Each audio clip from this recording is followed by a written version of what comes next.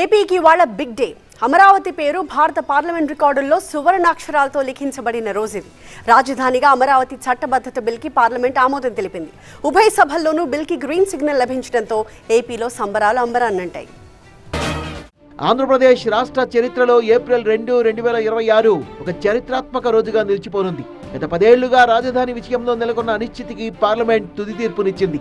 అమరావతి రాష్ట్ర ఏకైక రాజధానిగా చట్టబద్ధం చేస్తూ కేంద్ర ప్రభుత్వం ప్రవేశపెట్టిన బిల్లుకు లోక్సభ బుధవారం ఆమోదం తెలపగా, గురువారం రాజ్యసభ సైతం ఏకగ్రీవంగా ఆమోదముద్ర వేసింది.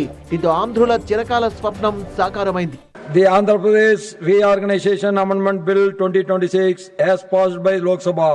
Those in favor will please say aye. That the bill be passed. YCP మినహా దాదాపు అన్ని పార్టీలు బిల్లుకు మద్దతిచ్చాయి. కాంగ్రెస్ సహా జేడీయూ నేతలు మద్దతిస్తూనే సమయానికి రాజధానిని పూర్తి చేయాలని కూటమి ప్రభుత్వానికి కాస్త గట్టిగానే వినిపించేలా చెప్పారు. నమ్మి భూమిచ్చిన రైతులకు ఎల్లప్పుడూ అండగా ఉండాలని కోరారు. రాజ్యసభలో టీడీపీ, బీజేపీ నేతల తీరుపై వైసీపీ ఎంపీ వైవి సుబ్బారెడ్డి ఆగ్రహం వ్యక్తం చేశారు. అమరావతికి తామెప్పుడూ వ్యతిరేకం కాదన్న విషయాన్ని కూటమి నేతలు గుర్తుపెట్టుకోవాలని నొక్కి చెప్పారు. బిల్లులో ఉన్న పలు అంశాలపైనే తమకు అభ్యంతరాలున్నాయన్నారు. భూములిచ్చిన రైతులు నష్టపోయేలా ఫ్యూచర్ లో ప్రతి వ్యక్తికి 2 లక్షల రూపాయల అప్పు ఉండబోతోందన్నారు. వైవి ప్రసంగం ముగిసిన తర్వాత వైసీపీ సభ్యులు సభలోంచి వాకౌట్ చేశారు. How can they say that we are against Amaravati? Even now you are walking out.